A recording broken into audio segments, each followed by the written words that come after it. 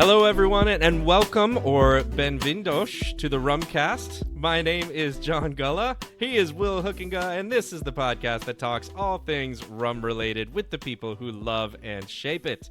On today's episode, if you couldn't tell already, we have a feature interview with Pedro Ferreira, founder of O Reizinho Rum, a small but very notable rum distillery on the island of Madeira, where they speak Portuguese, and which we've heard so much about from listeners who have visited there, and we kind of finally got to visit virtually as well. We did. Yeah, but before we get over to all the specifics of the interview, Will, I know we are excited about some upcoming online events and wanted to talk a little bit about those. That's true. As many listeners will be aware, we have been just soaking in all the reactions to our Rumcast Reserve releases, one of which I'm enjoying right now, our Mauritius rum. And we're going to do something special for our Patreon members coming up in December. We are going to do an online Zoom guided tasting session for both the rums. We're going to try them. We might even do some blending, share some more stories from the process of bringing these rums to market and everything that went into that. So if you'd like to join us, if you got your bottles and want to hang out with other like-minded rum enthusiasts and hear John and I ramble on about these rums and how great they are a little bit more, we'll do more than that, but you can join us. It's going to be December 13th, so it's a Saturday afternoon. That's going to be at 3 p.m. Central Time, 4 p.m. Eastern, or 1 p.m. Pacific Time. So yeah, keep an eye out for that. I'll put those details in the show notes, but yeah, if you want to join us, you can sign up for our Patreon. And you'll get the invite. So I'm really excited about that, John.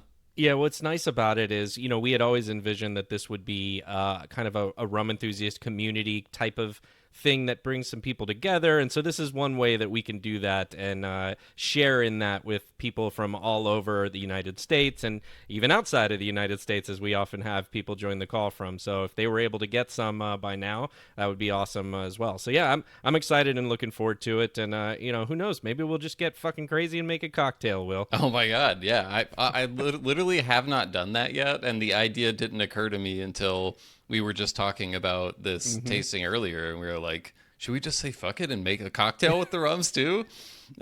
We should note, by the way, we wanted to give people enough advance notice if you don't have your bottles left or don't have bottles yet. They are still available online. We'll put a link in the show notes to that, so you can order them with plenty of time before the tasting if you want to join. But John, I understand you were doing some tasting of your own at a local rum event recently. You've not spoken to me about this yet and wanted to share a few takeaways. So I can't wait to hear about what you tried, what stood out to you, and everything you took in at the Rum Renaissance Festival down in Miami. Yeah, I think so. I talk about this usually every year around this time because it's the most local rum festival to me, because it's like literally down the street from my house, which is awesome.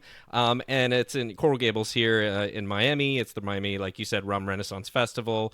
And our friends Rob and Robin Burr, they put that on, and they've done that for a few years now. I will say it's more than a few years. Yes. I feel like it's one of the longer running rum festivals in the U.S. Probably. It has been quite a while. Yeah, certainly. Well, we know since 2019 when we were first introduced to each other there. That's right. But well before that, to your point. Yeah, I think actually I was talking with Rob Burr, who runs it, and he was saying how previous to those years even, it was in like these huge places and it was very large. And I think now it's pulled back a little bit on the numbers of people that are there in terms of, the rum brands and such. And it's a kind of a quaint festival. But what's interesting about it, Will, is that although usually every year I'm familiar with like 80-ish% of the brands that are there, maybe more, maybe 90, and have tried most of that stuff already, there's always those few that I seem to get out of it that I really enjoy going to this festival for. And it's a nice, calm atmosphere and,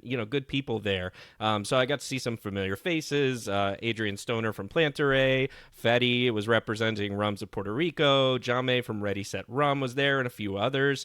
And this year I had a couple others that stood out to me in terms of rums that were there. And I wanted to let you all and everybody out there know in case you might jump on them yourselves. So the first one is a Cabo Verdean cane juice rum. Oh, okay. Yeah. Is it labeled like a grog? So I don't think it is actually, Okay. and I'll double check on the label. I didn't get a bottle there, but it's called Jabay. It's 4 letters, Jbey, Jabay. And I believe right now it's very difficult to get in the U.S., maybe only in New Jersey, but I know that they are looking for broader distribution. So this rum, they had a 7-year and a 12-year that was there for tasting. And interestingly, I think I preferred the 7, both cask strength and really solid rums overall. I was really pleasantly surprised with them and was like, wow, this is a standout. Yeah, I was sorry. I was just pulling up Yeah. the bottles, and it's labeled as a grog rum. Okay. So yeah, they do use that terminology, just like perhaps the grogs that people have seen from Velier over the years, bringing those in. So that's really cool. I wasn't aware of another product from Cabo Verde that was available. As you were talking, I just had a realization that I'm really dumb because I was thinking like Barbosa has a grog, Grogue, Yeah. but that is like grog. You're saying Well, as so well. on these Jabay labels, they spell it Grog. I So know, I assumed but it's just a variation. Yeah. okay, so I was thinking a grog rum, like a navy Like built for grog. grog cocktails. Yes, which I was very confused by because I was like, "Wait, what? Why would they market this to as a grog rum?"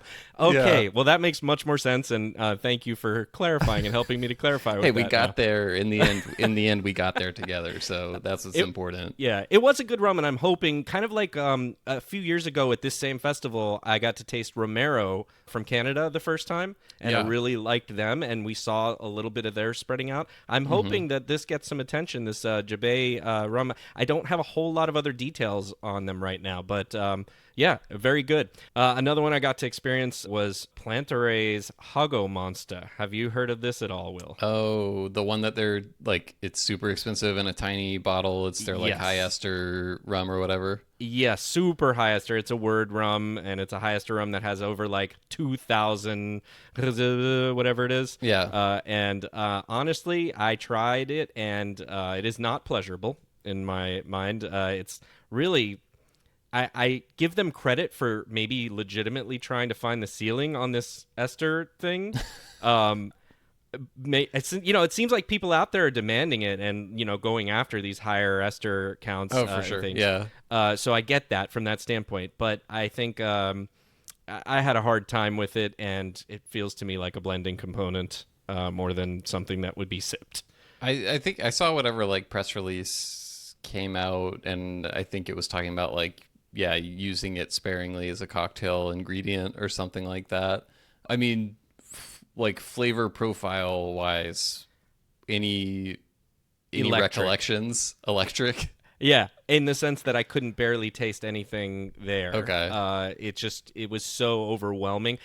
In a way, it's very different than this. So don't, I'm not going to try to directly compare these, but like, remember we had those like dense feelings with the MOBA. It was somewhat similar to that, but more. Just you The can't really Habitation get Velier MOBA. correct. Yeah. Sorry, yes, thank you. But this Hoggo Monster release was like I'm struggling to explain it. It was like your entire taste buds just it felt like they were in a microwave, like just jumping around so much that you can't really get a beat on anything. So if that sounds like your thing, it's certainly a curiosity, and I could see why they're doing it in the small bottles because I don't Yeah, I think think they're there's what like 200 milliliter, 200 ml. I think, which yeah. that's based for reference. That's the size of the bottles in the Hamden 8 Marks collection. Right.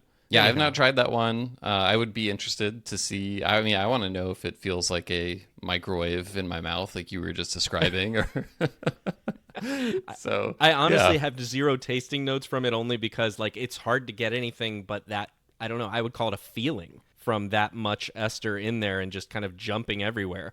I don't There's- trust my own tasting notes from rum festivals anyway, so like Yeah. it's a free for all at those. You can only hope to like get a general vibe that you can rely on for things that you try at a rum festival, I feel like. I think that's a smart direction to take with it. Yes, and especially if it's a larger show or you're tasting a lot of things. A couple other quick shout outs. Don Q has a new addition to their secondary cask finish. It's a Pedro Jimenez sherry. Okay. Which is actually quite good. I liked it because we had talked about how those releases are really hit or miss, and that one was actually quite good.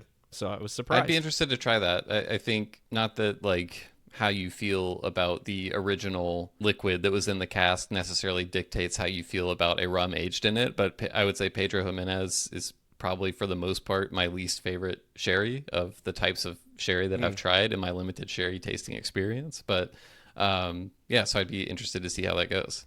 Yeah, I mean, I know you're more sensitive to those secondary maturations or cask finishes than I am, so I could see that. But we both really disliked, I think it was the port, Yeah. and we felt similarly about that, but both really liked the Zinfandel cask. So Historically, I've really enjoyed how they handle sherry maturation. So, yeah, from using their sherry solera that they have there as a blending component in like the Gran Reserva to the other sherry cask finishes that they've done essentially over the years have always been like a really nice balance to me of the sherry influence with the actual rum itself not being buried.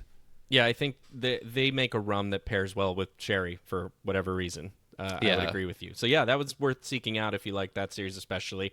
There was a craft producer from Oregon called Just Rum that had a 2-year aged product at cask strength 53 ABV, which was actually pretty good. Nice. Surprisingly, Ron Abuelo had a new Añejo Blanco white filtered rum that was 43%, I think, in ABV, so it was kicked up a tiny bit, and it was actually also pretty good. Didn't taste to me like it had any additives or added sugar in it. I don't think it's going to hold a candle to like Havana Club 3 or anything, but it was surprisingly decent. So You all didn't in pull all, out your little pocket hydrometer and pull I a did Richard not. Seal and test it right there? I should start taking one around with me, but no, I did not in that case.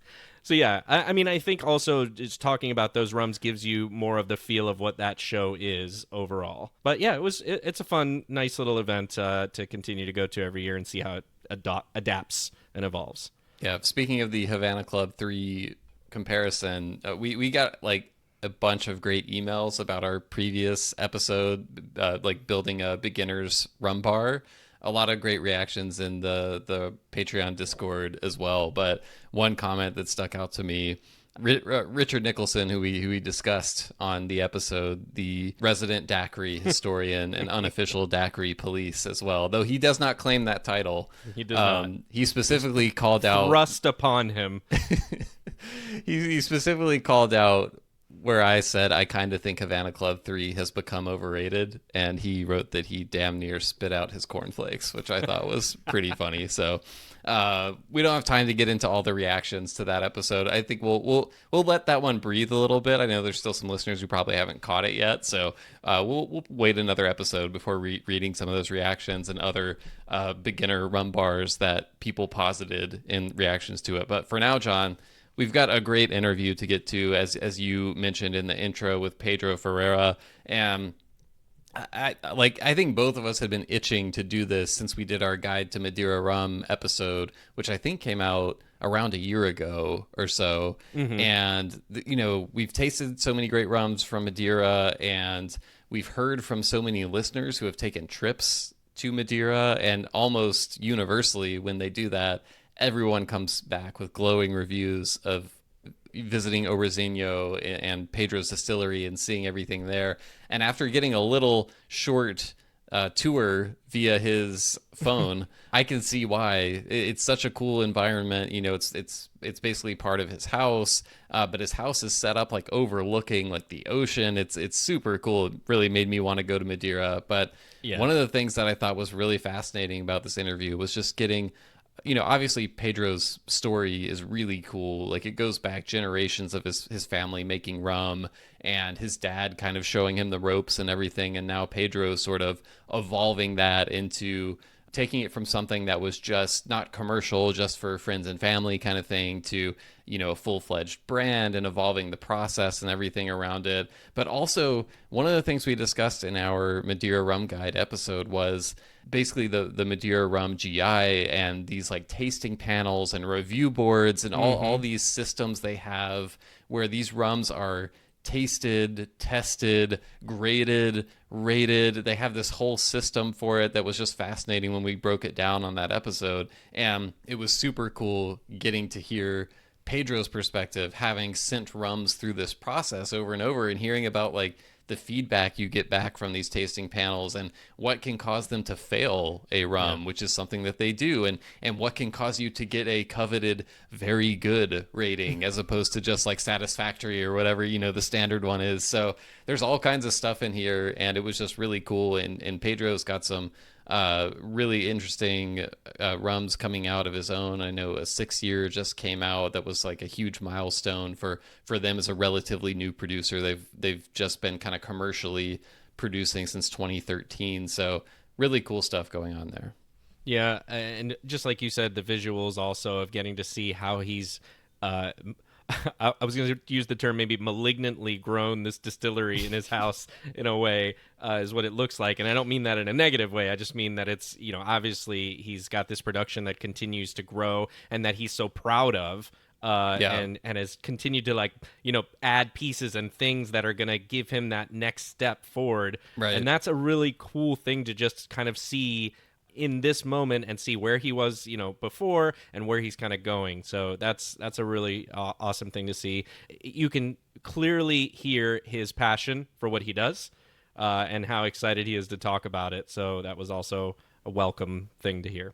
Yeah, also the running drama of Portugal's soccer match going on in the background and Pedro monitoring the score throughout. He was gracious enough to do it on a Sunday afternoon. So, I think Portugal ended up winning. It was a blowout. So that was that was a fun little addition to the interview. But super excited for people to hear it and learn more about O Reizinho rums. So we'll take a quick break and then we'll go over to the interview.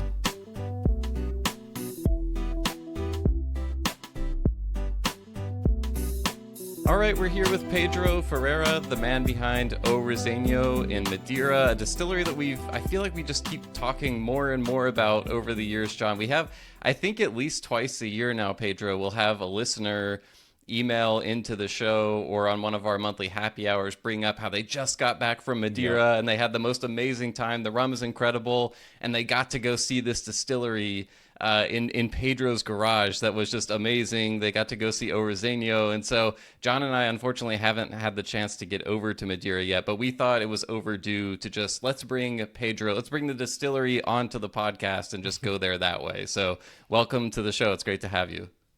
Well, first of all, thank you for having me. And second of all, anytime you come to Madeira, you're more than welcome to come past. We're 5 minutes away from the airport, so it's very nice and close.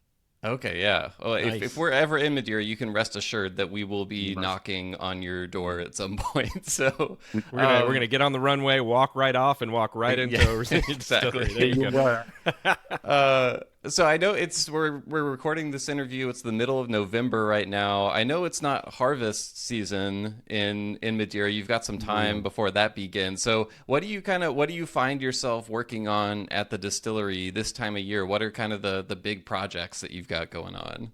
Well, we only have a short period for aging. So I'm also preparing all the rum for the aging, the lots and everything.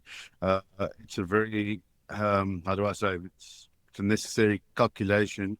Ideally, in an ideal world, I would age all my rum, but then I wouldn't have capital for the next year's batch. So it's purely a guessing, calculating situation where I would love to age more than 10,000 liters. But at the moment, I'll probably only age about 7,000 liters, which is the rest will go to selling white rum. Which is one of the topics we'll get to, which is the more popular. Madeira rum is more popular for the poncha. The very famous cocktail. So unfortunately, most of my white rum is sold for the local market just to make their poncha. So every year I've been trying to increase the aging rums. So I actually just finally had my second batch of 6-year-old, which is bloody lovely. And I'm hoping for the first time this year to put only 150 liters, but it's still 150 liters for 9 years. So nice. 2026, it will be 2029. I'll have a 9-year-old, which is quite an accomplishment for me. Yeah, it's very difficult. We actually, so one of those listeners that I mentioned that just got back from Madeira and I believe visited you while he was there, his name's John. he sent or he passed along samples of that 6 year to both John and myself. So I was actually just trying that yesterday, and really, Same. really lovely rum. I want to back up really quickly because I think we probably have some people listening right now who are big fans of unaged cane juice rum or white cane juice rum, saying, "Wait a second, Pedro, you want to age all of your rum? You don't want you don't want to put out any unaged rum? So is that really what you would do in an ideal world? Just age it all? Why is that?" Well, I wouldn't say age at all, but what I do with my special edition white rum, which is usually I take every year I take a batch of my favorite rum because I Mm-hmm. mean I do it in lots of 5,000s. So usually I find a nice white rum that's quite nice, and I will put it aside and actually age it. I know officially in stainless steel for 3 years. I bottle it. I find that leaving it alone for it and just mixing it every once in a while, it actually ages quite nicely, but it's still always be classified as a white rum. Uh, but yeah, no, in an ideal world, I would age everything. In terms of finance, it's better to sell it. It's easier to sell. I mean, the white rum is more associated with cocktails, although I'm quite nice neat rums are sold as for cocktails. So no, in an ideal world, I would age everything. I just don't have the capital for it. You mentioned, Pedro, you're resting the unaged rum in stainless steel. Do you have a standard for how long that you rest that, or is it really just Minimum, minimum 3 years. Minimum 3 years. gotcha? Literally, yeah. Before I bottled it's a limit. The first one was a limited edition, and now it's a special edition because the limited edition sold out rather quickly, and it was just I just found it superior. I mean, I know a lot of people just say that no, there's no difference in just leaving it in stainless steel. I find that if you do actually leave it for a long time, it actually does become a bit superior.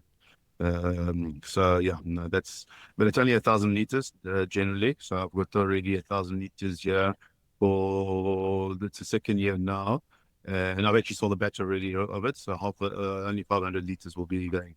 But even then, even doing all this work, the white is not as appreciated as the aged. So that's why I want to age more rum. The white is only appreciated here for the portion, and and even then, it's also very hard. Yeah, I'm the smallest distillery, so my prices are a bit superior, a bit higher than the big guys. So for me to sell in the market around here, it's really more to the dedicated bars that actually want quality, as opposed to cheap. I actually say Fort Barat, which is strong, ugly, and cheap. That's what they want, which I don't sell. So I sell quality. So yeah, but even then, it's a tough market. Let me take one or two steps back here, though, because I know you're doing all of this interesting and cool stuff now, but you've got a long history that we want to get into as well with the distillery, starting way back in 1982. So Correct. I know that was started as like a family project by you and your father back then, and you No, no, officially well, launched. Yeah, yeah, sorry, I didn't mean to interrupt. sure. No, my father bought it 43 years ago. I was 5 years old, so yeah, no, definitely not. So not so much into it yet. Yeah. But yeah, he started basically as a special project. I think it's always been in his blood Yeah. to rum. He's always loved it, and he started off, but it was purely for family and friends. I mean, he basically bought this that still 43 years ago as a hobby, basically, Mm. but then life life is what happens when you're making other plans. So we went to South Africa. We moved to South Africa, immigrated to South Africa, and then we came back, and then we went back, and then he came back. I met my wife. We stayed behind, and then he started off by himself in here, but again, purely for family and friends. I mean, if he did maybe 300 liters of rum a year, it would be too much. And then he always told us, come to Madeira. You got this business, we can push it. Da, da, da, da, da. And eventually he said, yeah, no, South Africa wasn't as appetizing as it was before. So we decided to make the move, my wife and I, and my kids, and that was 13 years ago. Yeah. So then he taught me how to use the machine. So basically, officially, Reizinho, who's been around for 13 years. Uh, but sorry, officially it's been 43 years. But in terms of the brand itself, it's been 13 years. When your father was kind of doing it as a hobby for family and friends, would this have been all unaged rum, or was he aging Yeah, yeah. rum back? Those days it was just purely white rum. Okay. The thought of aging was still unthinkable. I'm the one that when I came over, we still started with the white rum. It was he's 82 years old, so that was 13 years ago. So he's 69, and he was quite a difficult man to convince. That aging is where you want to go. He's very old school. He's still very old school. So he's like, no, aging, no, it's a waste, it's a waste. And then we started laying out some casks, and all of a sudden, our aged rum was just disappearing off the shelves. I mean, our first batch of 6-year-olds sold in 3 months, and he's like, he was, yeah. Then he realized, okay, maybe I can hold the realm here. Yeah. You've proven yourself now. Yeah. Yeah, You can't teach an old distiller new tricks, apparently. Yeah, you can. Oh, I was interested. You said so it's been 13 years. It was like around 2013 when you started to do this. But what was the thing that pushed you to kind of go public with all of this? So you went from the family and friends idea, and then it sounds like your father, you had that relationship with him. You go back to Madeira, and then was it immediately like, we're here in Madeira, I'm going to go public with this? Look, I mean, when he was doing it, it was illegal. So you got on the right side of the law. Got it. Okay. Yeah. And I wasn't going to bring my family, and I had a 5-year-old and a 3-year-old at that time, and my wife. I wasn't going to bring my whole family over and carry on with his moonshining business. So one of the terms was, no, we got to legalize it, make it straight, so that we can actually build up a business and a name. And he obviously agreed right away. I mean, he was also kind of tired of always being in the shadows and always worried. So, looking over his and shoulder. then also Yeah. the laws changed drastically. In his days, there wasn't such a crackdown. It was like very lenient. It's like, you can do it. And there is still, I mean, there's still a lot of small families doing it, and I've got absolutely no problem with it. It's actually a beautiful tradition. They won't have such sophisticated stills like mine. They've got those, those onion stills, the small 100 liters, 200 liters, and I actually am actually got no problem with those because my dad started like it. We started like it. So it's only fair that you're going to clamp down on those people. Then it's a tradition that's going to disappear. And Right. I think it's a lovely tradition, distilling and everything. And going back to besides the bottling and the aging, just to answer your question a little bit, backtracking, we also make gin, so that keeps me busy another two months of the year. Okay.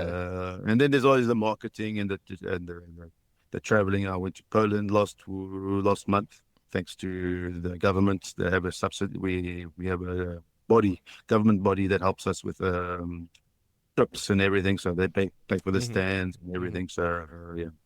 Nice. Do you take those kind of trips with other distilleries and do So it's events? a joint venture. Okay. Whoever wants to participate, there's six distilleries, but usually only 4 or 3 participate. Various reasons, but yeah. So we usually work together. We have a stand. If you actually go on Instagram, you'll see there's recent photos where we were in Poland, and you'll see the 3 stands. It was me in the middle, Engenho Novo, and Vinha Alta. So yeah, we always try. Look, I'm the smallest, but Madeira Rum is also it's a drop in the ocean in terms of worldwide rums. So we got to work together. There's enough for everybody. So I don't find them my competition. I find them my business partners, because they open more doors for me because they have the capital to do the international marketing.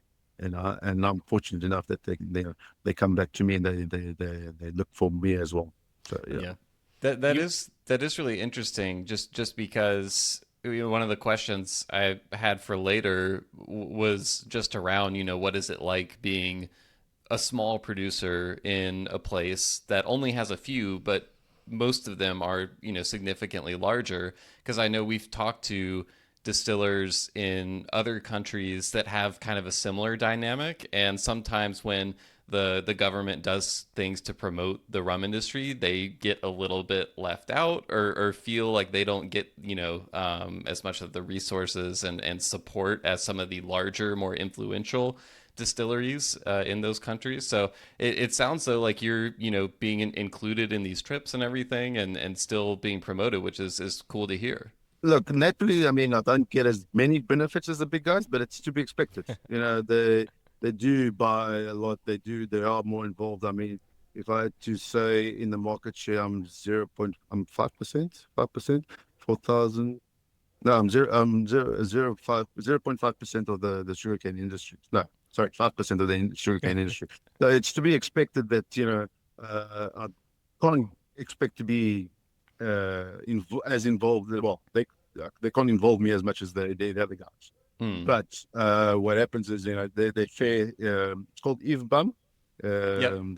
the government institute, Mm-hmm. and they treat us all equally. But there are a few things that, being small doesn't help. But I can't complain. In general, I can't complain about the government as government entity. Well, I've got some more questions about IFBOM, but I'll save them for later in the interview. So, Pedro, you mentioned some of the names of some of the other distilleries. I'm not even going to attempt to try to pronounce those in the same way. And even I'm going to say O Reizinho is about as Reizinho? close as I can get. quite good. Quite good. Not, thank you. I appreciate it. High marks. So I know it means Little King, right? Or something around that idea. It goes back to your great grandfather. Can you tell us a little bit more about that story, its importance to your family, and how ultimately you chose that to be the name of the brand? Yeah, so we were messing around with the names and we couldn't really get the, proper good name. And then we thought about, it's like a nickname around here, Reizinho, which is literally the little king. If you add the last three letters or four letters to any word, it actually usually means It's a small. diminutive, Like yeah. Yeah. So Inho. So I am Pedro. Pedrinho means the small Pedro. But basically, the reason for the little king was my great grandfather. He was born in 1875, and he was born 2 months premature. And those days, 1875, chance of survival, no. He's rushing to the priest to baptize him. That's the mentality those days. The midwife, it was like right around the corner from his house, the church and the cemetery, funny enough. So the priest, it was the middle of the night, the priest holds up this child and says, he's going to be a little king in heaven, O Reizinho in heaven. Obviously, he didn't die because I'm chatting to you guys. And he lived to be 94 years old, big, strong man, and he had 14 children. So Wow. that nickname has been around this area for quite a long time. Now it's been a bit diluted with a lot of people moving in that don't know. But 20, 30 years ago, you asked for Reizinho and they always pointed to the house. So not the Wow. house. Well, that's cool. Yeah. So we thought we are Reizinho. I've been stopped in the street before we even started this. I was been stopped in the street. Oh, aren't you the son of Reizinho? And I'm like, yes. Very proud. I was very proud of it. And we thought, nothing better than that name to honor him. Yeah, lean into it. Yeah, that's awesome. You mentioned the house there. I'd love for you to kind of set the scene of the distillery. I know if people are watching the video, they can kind of see a little bit of it. But, where do you operate? I know it's close to the airport, but how close are you to the sugarcane you source? I know just from reading about Madeira, it sounds like Madeira and how sugarcane is grown there is pretty unique in that the terrain is so sloped. It's a lot of small parcels. There's very, very little to no mechanization and that sort of thing. But so where is the distillery situated in relation to the cane you source? Where are you operating out of? Look, basically, here you can't be too picky. Aside from having the most expensive sugarcane in the world, 60 cents a kilo, you Wow. take what you can. So I basically have sugarcane from, I won't say the other side of the island, but most of the sugarcane is grown on the south side of the island, about 90%. So I will have sugarcane from, I don't know, in terms of hours, it's about an hour's drive from here. Okay. But then I've got several farmers. Normally, all the local farmers around here will bring to me, unless they've got a grudge against me or my dad. Then they'll send it to somebody else. But Are grudges common? full island mentality, yeah. So But yeah, I mean, I've got my own little plantation, which is also one of my rums I'm going to be launching very soon. Is our uh, estate rum. I've been told not to use plantation because plantation is a bit of a Probably, derogatory yeah. term. Charged So word. it's a Mm-hmm. estate rum. Yeah, Mm-hmm. yeah. It will be my estate rum, which is I'm very proud of. It's my own sugarcane, about 8 to 10,000 tons, uh, eight Nice. to 10,000 kilograms. So 8 to 10 tons. So yeah, no, look, you've hit it on the nail on the bottom. I mean, it's our terrain. I mean, let me show you. We're very hilly. Unfortunately, I have to walk to work. So it's like a whole 10 seconds. So there's my little bit of my sugarcane. And yeah, this is my house, 3-bedroom house. I Uh-huh. come downstairs every day and I come to my little factory. This is my little rocket that looks after the sugarcane, Oh, my big baby. Yeah. My wood based, so my boiler is wood. Okay. Uh, you put the wood inside, but that will go into detail later. I got a beautiful view, ocean view, and I'm literally 5 minutes away from the Oh, sugarcane. wow. oh Yeah. From the yeah. airport. That's amazing. But yeah, even just from, seeing this little video, I So, can really kind of get a sense uh, of yeah. how hilly it is there. I wanted to ask you about the varietals of sugarcane. So you mentioned the sugarcane. So there's sugarcane on the island, obviously, and then you're growing your own. It sounds like I read somewhere that there's 6 different varietals. I don't know if you can confirm that. And then if you can talk a little bit, are you doing anything intentionally with specific varietals, or is it just hey, you get what you can get and you don't get picky and you just throw it all into the press there? Can you talk Right. about that some? So, again, in an ideal world, yes, I would love to separate the sugarcane. Unfortunately, it's too time consuming. My field is single cane, so it's just one variety, which is a purple sugarcane. Mm. Mm-hmm. And what I do have is a nice partnership, really a partnership. We have this English couple that they bring me their sugarcane every year, and I separate it completely and I bottle it for them completely different. So it's basically a single cane field. Nice. It's usually about 200, 300 liter, 300, yeah, 200, 300 liter bottles per year. So it's very, very small yield. Lombo de Lombo. Uh, Yes. So this is Mm. Richard Nicholson was just going on and on about this rum on our last happy hour. He was Yeah. drinking it and just like could not get over how good it was. So yeah, that's one of them. And then yeah, I'll be launching my one, which will be estate rum with single cane as well. So And that's going to start out unaged, the one you're doing, and then you'll age some of that. yes, good. Yeah. Unfortunately, it's a very small batch, Yeah. which I actually did put 300 liters or 200 liters aging, but this batch will be about 600 liters single batch, a white Nice. pot strength. So it will be about 60%, 60 ABV. Nice. On that note, I'd love, we talked a little bit about the sugarcane sourcing, the stills you're working with. Can you just, walk us through the production of a typical batch from, when you crush the cane to fermentation to distillation? What all the steps look like when it all comes together? You want me to show you? Yeah, Sure. Yeah. let's do it. So basically, we'll start with the sugarcane out here in the fields. So I get the sugarcane. I try and keep it as sorry, it's a bit messy, but I keep the sugarcane here.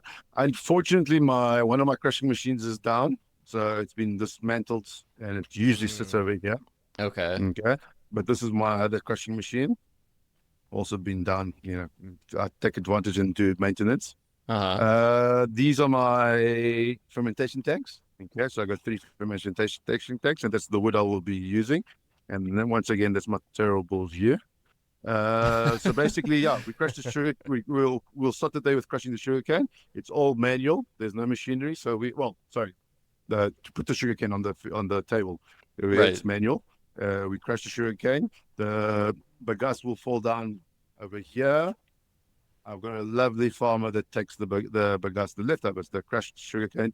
He Mhm. takes it to his kettle. The sugarcane juice, once it's been crushed and extracted, will go into one of these tanks. Usually the first one, and it will sit for 2 to 3 days. Like that.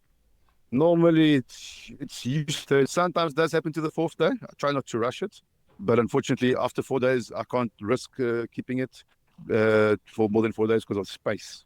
Otherwise, then I have to stop production. I've only got space for it to sit for 3-4 days.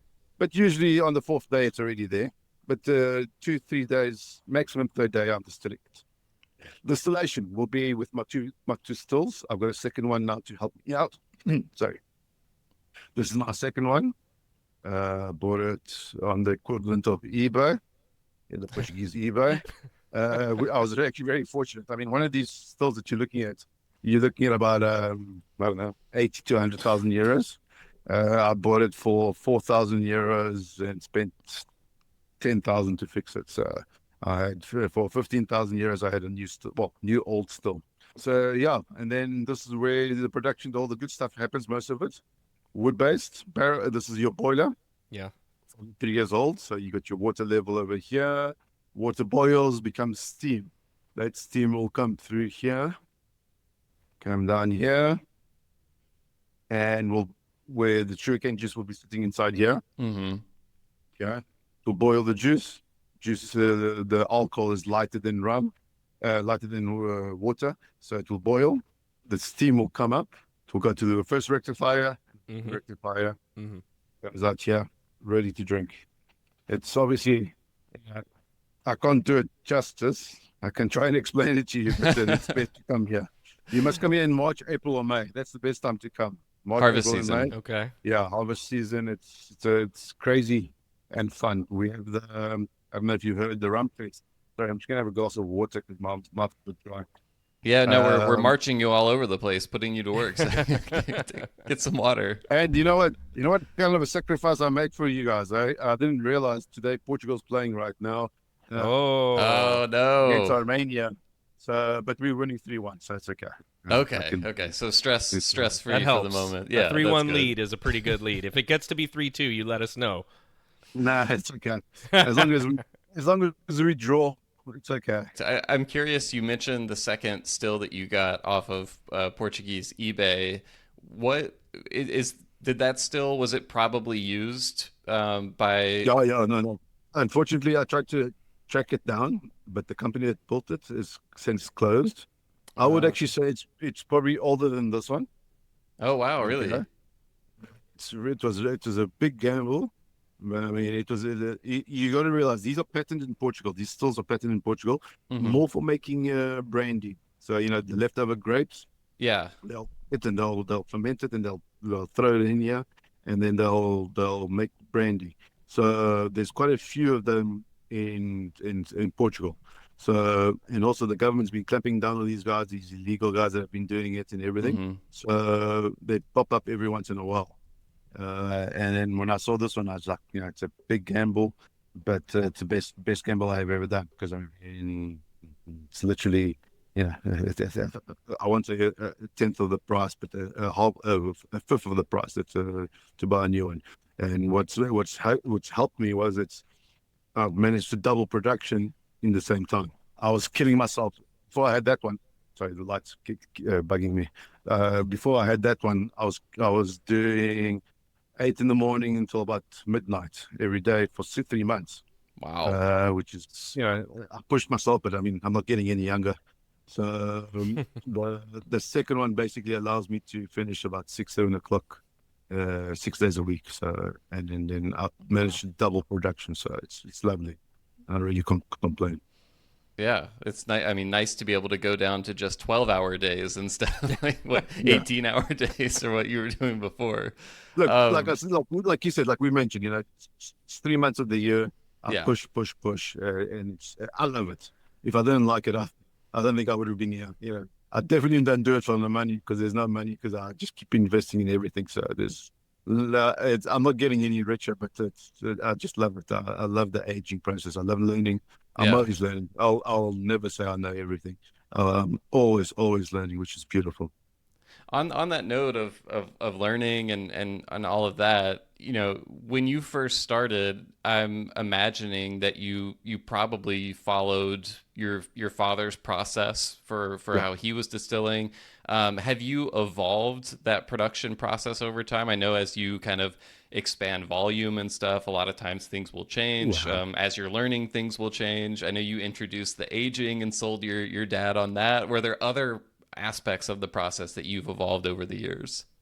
Look, I'll be eternally grateful for my dad for teaching me. Unfortunately, he didn't teach me everything, and I've definitely evolved. And I won't say perfected, but I've evolved much more than. I mean, it's come to a point where he's unable to do anything now. In terms of he gets confused with the things now. But I after 3-4 years, I was already teaching him thinking. So it's no, definitely I've evolved, and like I said, I'm still learning. I mean, Yeah. I love it, and Google helps a lot. I will admit, but nothing like working on the machine to learn more. So I've learned a lot of little kinks and little things. I'm always saying that this is Jekyll and Hyde, by the way, and Ah, Good names. the female versions are the girls they like to talk to me. That's why I've got a computer for work, but I don't have a radio. I like I sit here. I love being alone. If something's wrong, and I go and I tweak her here. I touch her there, touch her here, and she's happy as hell. Um, wait. So how did you land on Jekyll and Hyde? How did you settle on those names? yeah, well, every time I fixed one problem with Jekyll, Hyde would give me another trouble. So they all took turns on picking on me. So I just, everyone's asking me, "Do you have names?" I was like thinking, they both give me headaches. So yeah, it's Jack. Maybe I should call it Jacqueline and Hyde. Jacqueline and Hyde. Sorry, not Jekyll and Hyde. Jacqueline and Hyde. But they're definitely women. These things are women. It's they're temperamental. They're demanding. So yeah, if the men wouldn't be as demanding. So yeah, sorry, Jacqueline and Hyde. There you go. Then No, they we've would just got collapse on you without saying or doing anything if they were men, Yeah, right? that's It would just be done. That's it. we got the first renaming of stills on the Rumcast just There just you go. occurred. I wanted to know also how much you're thinking about other places that make rum that are you mentioned other Madeira distilleries, right? So you've got them, and thinking about a style from Madeira, or maybe I can phrase the question in a different way. Are there qualities that you think that make rum distinctly Madeiran as compared to other places that make rum, maybe like Martinique or Guadeloupe or Réunion or some of those? In terms of the aging, yes. In terms of white, not really. I mean, it was about 4 or 5 years ago. I was in France with one of the suppliers had one of the stands. Asked me to be in one of the stands, and I don't know if you've heard of Perula in Martinique. Yes. Mm-hmm. There you go. I went across and everyone was telling me to go across and taste their rums, and I tasted their white rum, and I literally thought these guys have literally stolen my rum and bought themselves. I mean, look, I'm going to admit I'm a bit of a snob. I like my rum. Yeah, I mean, it's Nothing quite wrong with difficult to that. find a good rum we're as there good with as you. mine. Yeah. Well, and when I tasted this, I literally thought, wow, this is good rum. This is my rum being bottled. Going back to the question, aging, yes, I want to keep it Madeira style in terms of Madeira barrels, ex-Madeira rum Right. wine barrels. And you age Have it 100% in those Madeira wine barrels. at the moment, 100%. I did Oh, have at the moment. Okay. at the moment. I had a small batch which was it was aged 3 years in cognac cask. Okay. Sold out in 6 months. It was amazing. It's quite unique. Couldn't get those barrels back, so they were lent to me. So I would like to do very small batches of different barrels. Cognac, bourbon, muscatel. So there's quite a few things I would like to experiment, but I will always keep it 90% Madeira wine. Because the barrels are easier to get, Right. I and imagine. Yeah. on board, it's ours. It's our tradition, it's our heritage, and I think it at least in my terms, it gives it the distinct taste. You know, Mm-hmm. you can drink Martinique rums, but they slightly different when it comes to the aging process. Well, our aging tastes. So you mentioned IVBOM earlier. We did an episode maybe a year ago that was sort of a general episode about Madeira rums, and John and I both did a lot of research. And in the course of that, I read a lot of the documentation around sort of Madeira's process for certifying rums and everything, and I was really struck by how official and there's tasting panels and there's scoring and there's all these criteria for the rums and everything. And so I was really curious to ask. I assume that O Reizinho rums have been through this process, but what I was curious was, do you receive any kind of feedback? Do you get the scores and the evaluations of the rum and things like that? Do you get any kind of window into that process when your rums go through it? No, yeah, yeah, no, for sure. I mean, it's it's how can I put this? It's painstakingly, and it's a bit of a hassle, but it's a necessary hassle. I agree completely with the process. It's a bit much at times, but it's in terms of consumer, the consumer is very well protected. If my bottle says 6 years old, every job is 6 years old. If I put a 3-year-old into the 6-year-old, it's 3 years old. I have to classify it as 3 years old. So, as a consumer, you're very well protected. You don't, if you're buying a 6-year-old, it's protected. Whereas I've seen bottles where it says, 25 years old, and it's like 0.005%. Right. It's 25, but that's in the fine print. So in that terms, their job, they're doing it beautifully. I can't touch a barrel, for example, without their authorization. They have to come and open it up in front of me, and then I can touch it, can do what I need to do, but then they will reseal it. Wow. So in that terms, I think it's very necessary. And every time I bottle, they do give you a full resume of the tasting, and they actually grade it. Funny enough, I was just looking at the recent one that I'm going to be bottling for the local market, the white rum, and it's classified as very good. So it's quite rare to do a very good. They usually say sufficient, good, or bad, or you fail. And it's you fail. Then you have to. I've failed once. I can't remember why. Oh, it was too strong. So Too strong. Yeah. So it's trying. I don't have the equipment necessary to do my own testing. I've got this, little floating little buggers. So they will be off by 1 or 2 or 3. So I try and always get it to the max, and then I have to send it for tests. I always say, well, my bottles are 50%, for example, and there's a leniency of 0.5.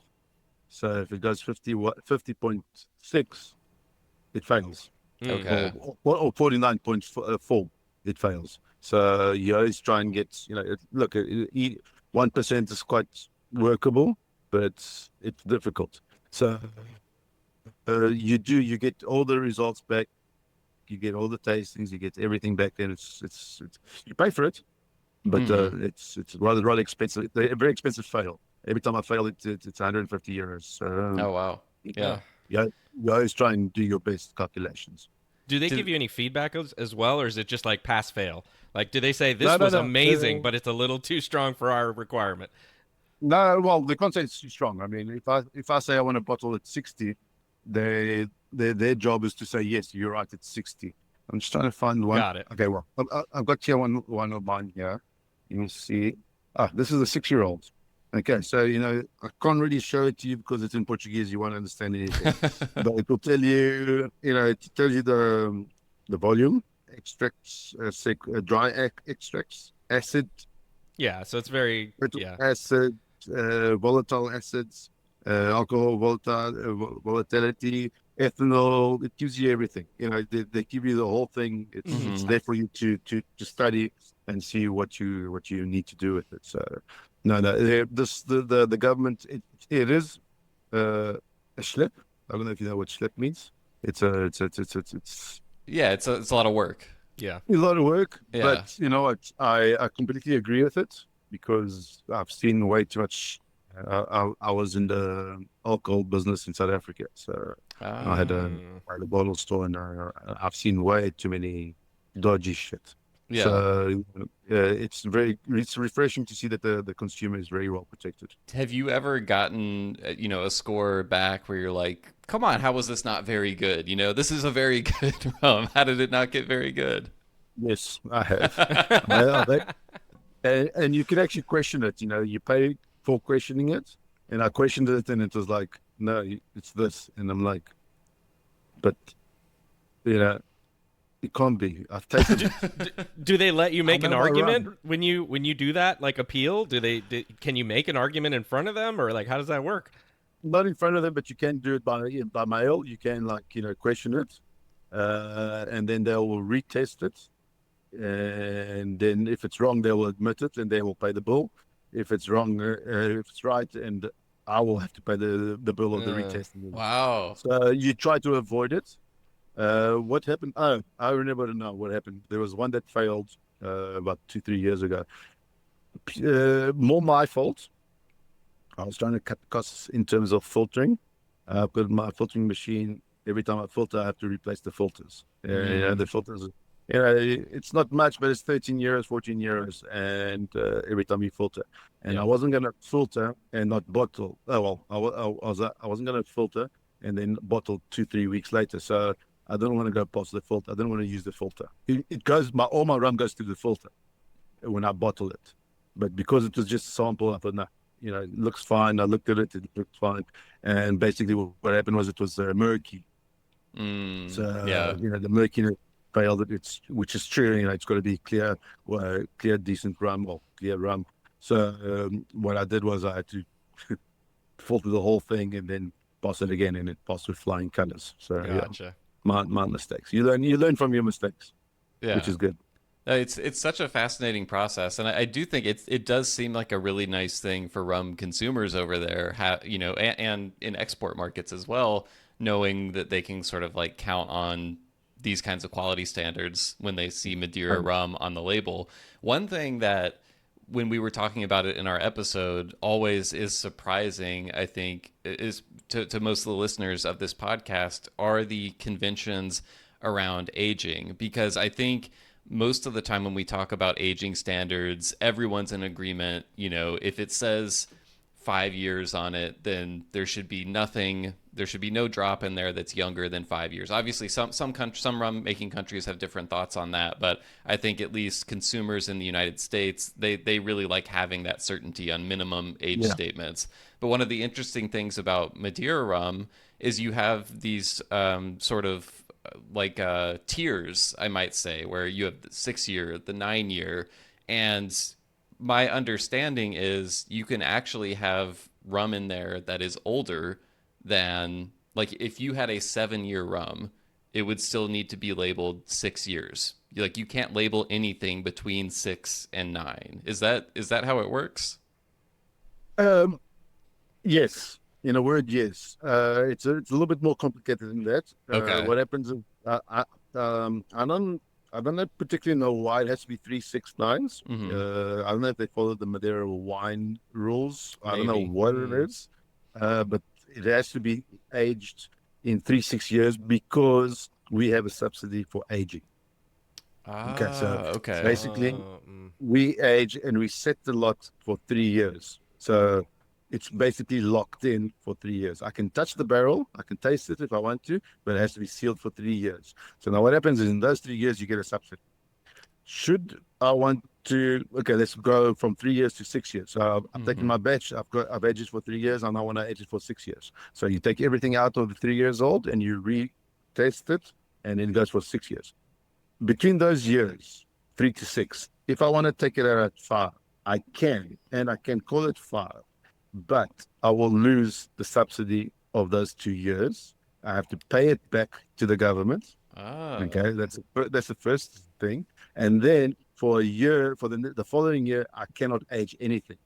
So you're heavily penalized. Wow. So no Wow. one does it. No one does it. You just can't. So now what happens is, like, for example, my barrels, my rum, I've taken out the 3-year-olds, and now I don't want my barrels sitting there empty. So I'll put the rum back into the barrels. Hmm.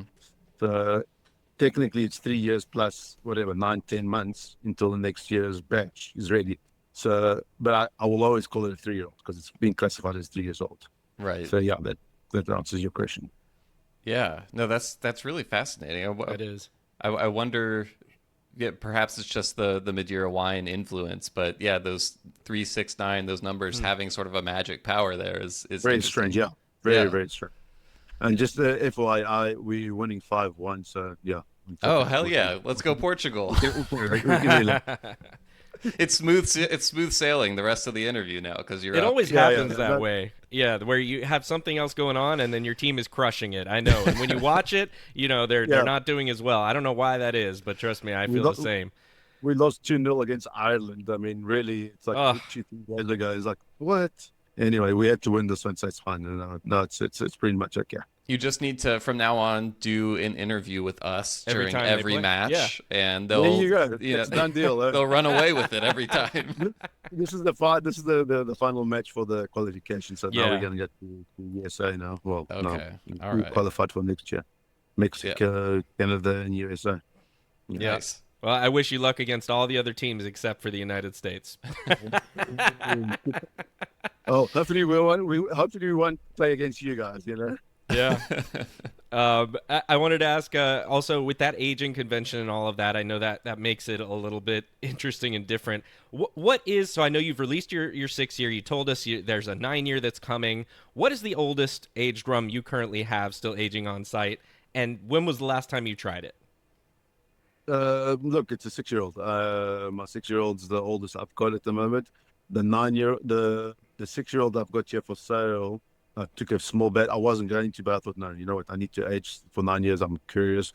I find that my due to the weather, the climate that we have in Madeira, and it's been kind of talked about. I don't know. I won't say it's been proven, but it has been talked about. A 6-year-old in Madeira is actually quite classified like a 10-year-old or a 9-year-old or 15-year-old anywhere else because of our excellent climate. So I find that my 6-year-old's quite complete. I really enjoy it. Everybody enjoys it. At least this is what I've been told. It's more of a curiosity to do a 9-year-old and see how it comes out. Yeah. Having said that, I'm actually just backtracking. I'm thinking about it. There's 6 distilleries in Madeira. There's one distillery that doesn't produce anymore, and he's got rums that are like 15, 18, 24 years old. Yeah. And they are pretty much amazing. But I think the peak here is about 12 to 15 years. So after 15 years, I don't think there's really much benefit, except for your angel share that you lose and kind of hurts. It's Right. it's that kind of pricing. Do you have technically a 7 or 8-year-old rum that is aging right now that is No, in your no. stock? No. So it's just no, well, you're at 6. Technically, it's 6 sitting in the barrel, but it will only officially be going to 7 next year, Okay. 2026, to age for 3 years. So only in 2029, January 2029, will I have a 9-year-old officially. I think I got it now. I was just curious to see if you had like different ages of barrels there that you're stocking up over time, and then they get kind of blended into the 6, right? And they were older a little bit. I see. Okay. No, look, goes back to my biggest problem here. Well, 2 of my biggest problems, which is space and money. I don't have the space to keep aging a lot of rums, and then I can't afford to age too much rum. So basically, what I do is I'll run the year, and comes December, what I haven't sold, I will try and age it because March we start the sugarcane process again.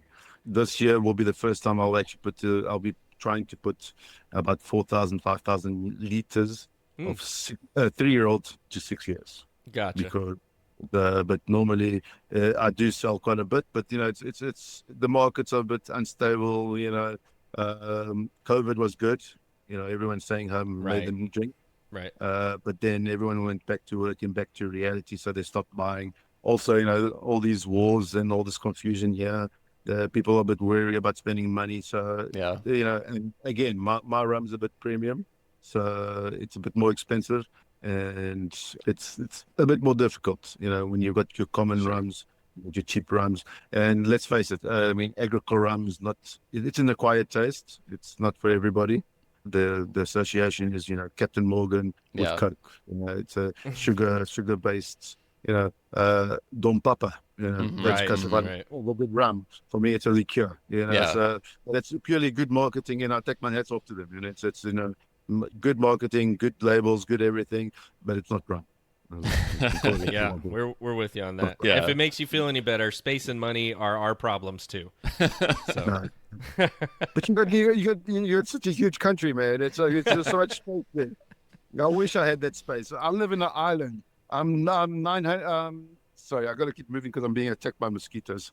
Um, I'm like 800 square meters. It's 800 square kilometers. So you guys have got a lot of space. I've always said if the shit hits the fan here in Europe and America welcomes me, I'll move to Florida gladly. There's lots of sugarcane there. I can make some very good rum for you guys. we welcome you with open arms. Yeah, I don't know if you know, but John lives in Miami, so I'm in he Miami. can Oh, roll out okay. the welcome party for you in Yeah, Florida. Lovely, lovely. Yeah, well, we may have more space, but I will say, How's the rum scene there? Sorry, yeah. Miami's an interesting place because it's dominated by Bacardi, and we are like kind of a hemispheric kind of port into all of the Caribbean in a way. And you have many different populations. It's a very diverse community. But when it comes to the rum scene, there's a little bit lacking here in South Florida. Once you start to go a little bit north and you get into the Central Florida region, it gets a little bit better.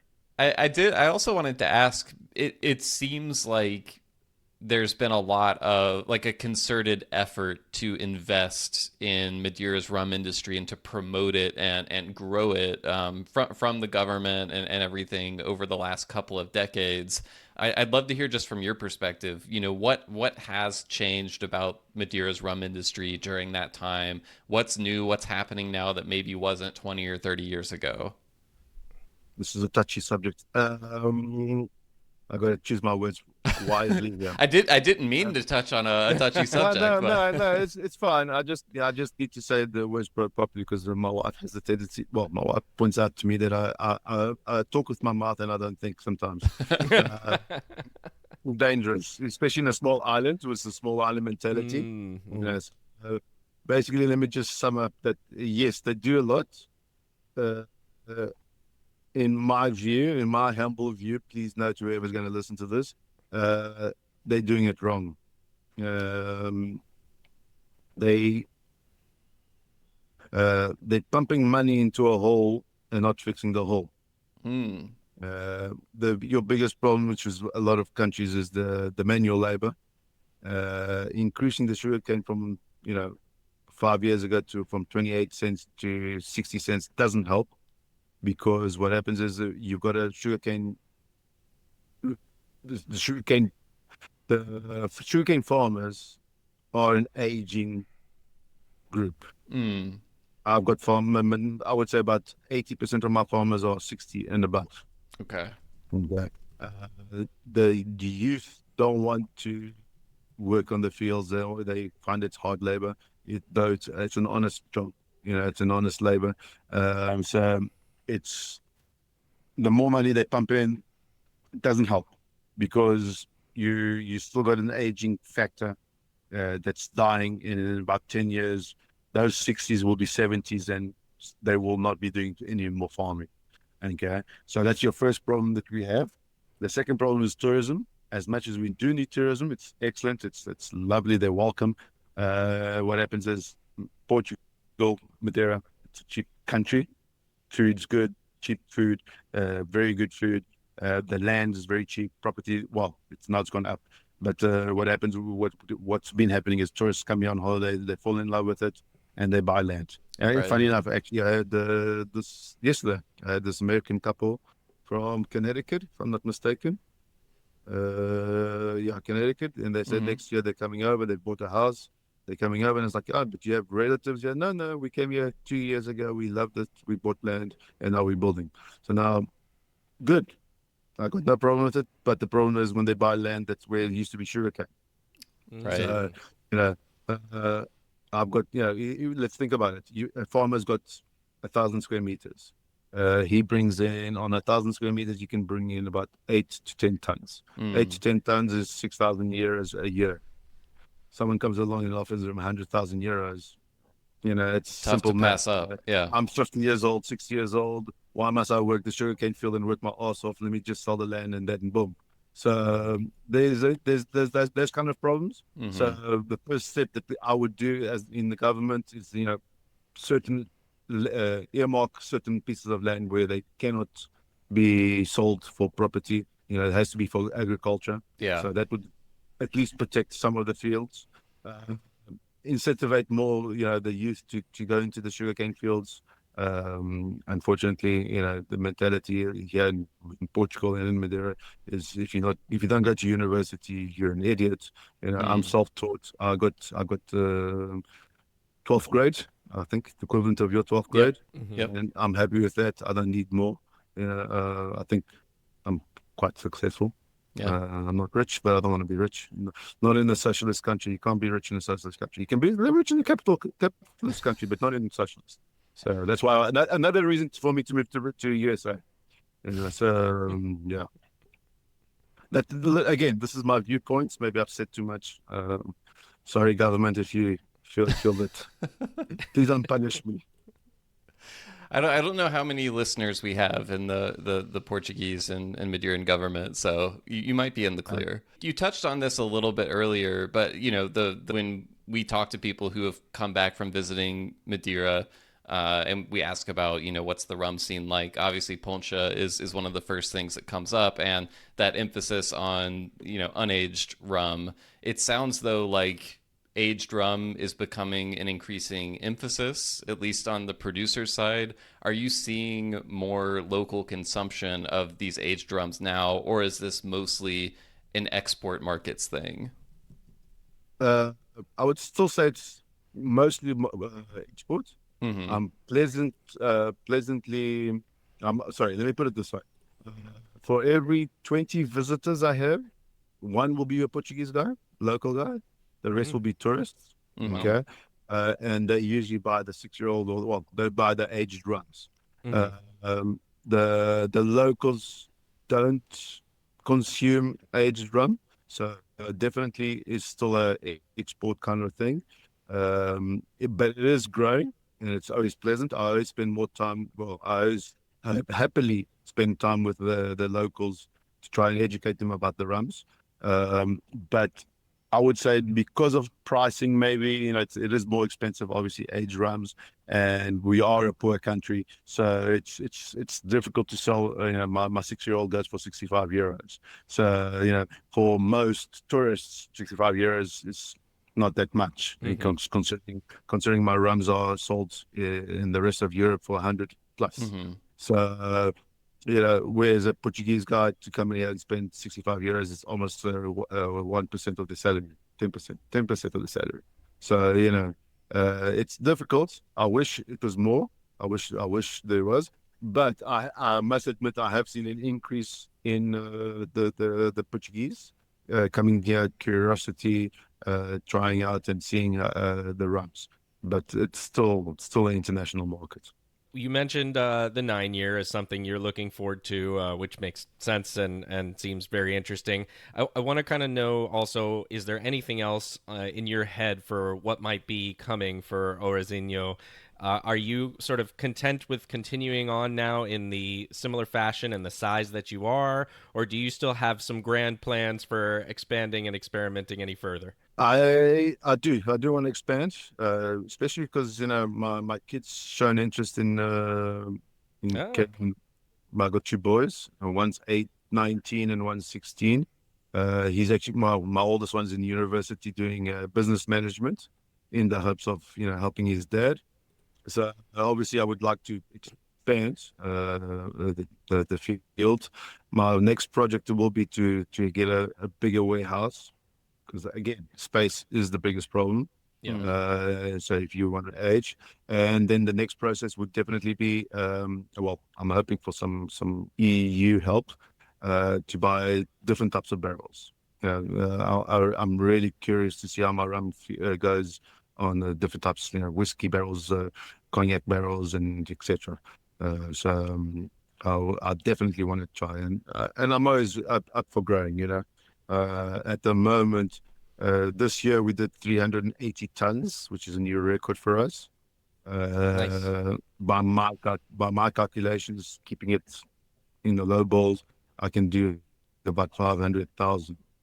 Working 24 hours, I can do 1,000 tons. So, but not that I work 24 hours. I'm saying if my sons want to come and help, Yeah. we You want to probably join. need some sleep. I'm good, but I'm not. Well, That's I right. do. Well, it sounds like there's definitely a lot to look forward to from rum fans everywhere for sure. We have one last tradition on the Rumcast. It is a sort of a bonus segment, I would say. John, do you want to tell Pedro the about the special rapid fire round? Of course, like Will said, there's a tradition where we talk with our guests and see if you would like to take part. It's technically optional, but I don't think we've ever had anybody to this point refuse it. So you'd be the first. But essentially, what it is we go 60 seconds. We ask very short answer questions. So usually like this or that, and you give me the answer, or I may ask you a question and you give me a small answer if possible to see how many we can get through in our 60 seconds. So, Pedro, are you up for that? I'm always up for something like it.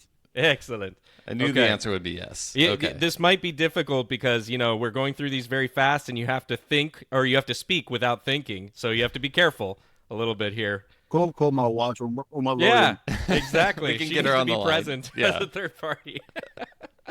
All right, we'll keep it easy and light for the most part, okay? So it should be good to go here. So, Will, if you want to give us the 60 seconds, we'll get Yep. started.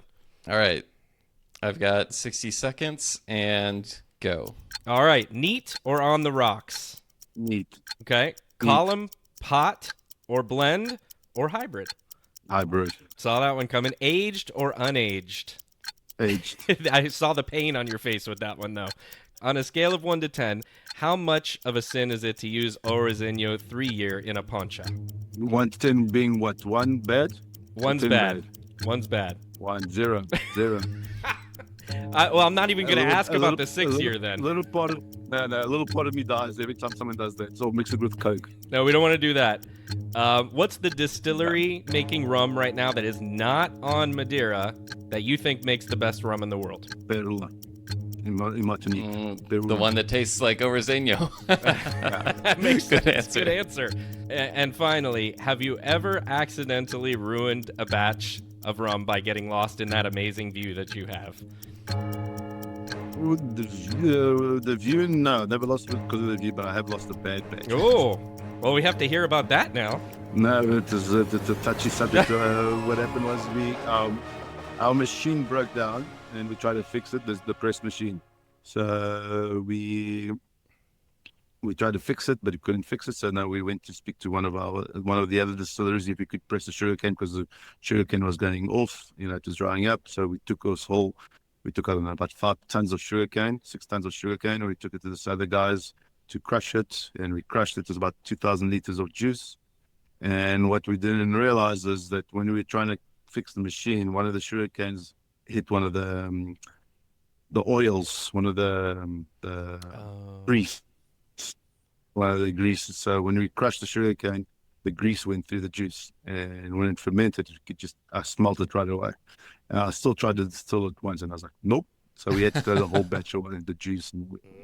But yeah, that hurt the pocket, hurt everything. But yeah, that's not a pleasant experience. Good quality control, though, Yeah. Well, no, I don't have any gauges or tests or anything. I just taste it, and I can tell it's good or bad. I suppose it's 13 years of experience. All right. Well, we covered quite a lot. Is there anything we didn't get to that you want people to know about before we wrap up? A great interview, actually. Where are you based, Will? I'm in Nashville, Tennessee, so not exactly a rum mecca, more of a whiskey place. But the rum's growing little by little in most or in a lot of cities around the U.S. So I can definitely find some good rum here. Nothing in this market from Madeira, unfortunately, right now though. So hopefully we can change that. Yeah, let's hopefully change that. On another side note, I've actually made bourbon. Oh, no way. I'm just waiting for a get space, and I actually wanted to also start making bourbon. Well, obviously I can't call it bourbon. I'll call it Madeira whiskey or something. Sure. Whiskey. Mm-hmm. I've had some good feedback. I usually give it to the American people that come past, and they always say it's good. I don't know if they're being polite. I'm not much of a bourbon drinker, so, but obviously moonshine. I haven't aged it yet. Right. But I want to age it. Now, dedicating the space for that would probably be hard. My priority is obviously rum. Any space I have, I put rum. I make rum. Yeah. Well, this has been really great. Thanks for taking the time out of your Sunday to hang out with us, to show us around a little bit. And Anytime. Go Portugal. It's, good to see them get the win during the interview as well. So 6-1. 6-1. Let's go. All right. Well, great catching up with you, Pedro. And at some point, we will make it out to Madeira, and we'll just come knock on your door. You must. And I expect it.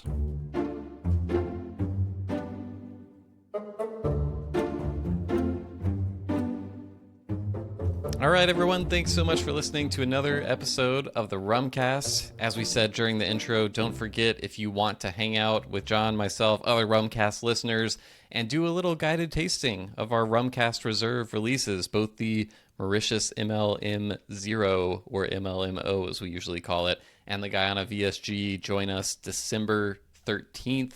It's going to be the afternoon of December 13th, a Saturday. To join, just go to patreon.com/therumcast. That's patreon.com/therumcast. And you can join. You can join at any tier level. We're opening this up. Usually we do a monthly happy hour for our, what we call our cask strength patrons, which is like our second tier. But we're doing a special, like, this guided tasting as a bonus for like all Patreon members. So you can join at any level, and you can join us for this tasting. It's going to be super fun. And we hope to see as many of you there as possible and meet some new faces. What's nice, Will, is that I know California and New York are now finally getting the bottles for retail as well. So if you haven't already had a chance to get it shipped to you and you live in one of those states, then definitely take advantage of that. Look on our social media. Like that. Yeah. On our social media, you can find out more information about where those are being sold, and also a store list on the website, right, Will? We've got a list of stores that it's available at. And as always, if you're trying these rums, whether you can make the guided tasting or not, we'd love to hear your thoughts. Getting some great feedback on Discord and via emails of people who are just really stoked about the bottles. So that's been amazing to see. So you can send us an email, host@rumcast.com, or you can find us on social media, as John pointed out. John, where can they find us on social media? It's a mystery as to, I mean, what could we possibly be known as on social media? That's an integral part of this whole thing, is at the Rumcast, Facebook, Twitter, Instagram, and Threads. That's where you get us. Continue to send the bottle shots. They're really cool. Or if you're, sipping on it, we had a really cool one from Robbie in Georgia the other day where he had like a campfire going and had the bottle, and it was a really cool picture. So yeah, send us those. We love to post those. We love to see that you're enjoying the rum and how you're enjoying it, and maybe if you even had a cocktail with it, hey, send it to us and let us know, because we need to know what to explore with. Yeah, I feel like, usually when people come out with rums, they give people cocktail ideas, and we're so new at this, we're like, oh, should we have come up with cocktail ideas? But, I don't know. I mean, they're cask strength rums. Generally, you don't see cocktail recommendations for rums like that. But, why not get a little crazy? Maybe we'll do some experimenting at the guided tasting and see what comes out of it. But I agree. As always, thanks for listening. If you do have any further questions about O Reizinho or just anything in general, you can also email those our way or send them on social media. But we've got some other... The year is not over, John. We've got another interview coming up very soon with someone from one of the legendary rum houses of the rum world. And I'm really excited about that interview. We're going to record it the day after Thanksgiving, so that's going to be super cool. That should be coming out in a few weeks. We've got our year in review episode still to come before we close out the year. Got to discuss which rums we loved the most, which ones left us scratching our heads, all that good stuff. So a lot to look forward to. But until next time, cheers, everyone. Cheers.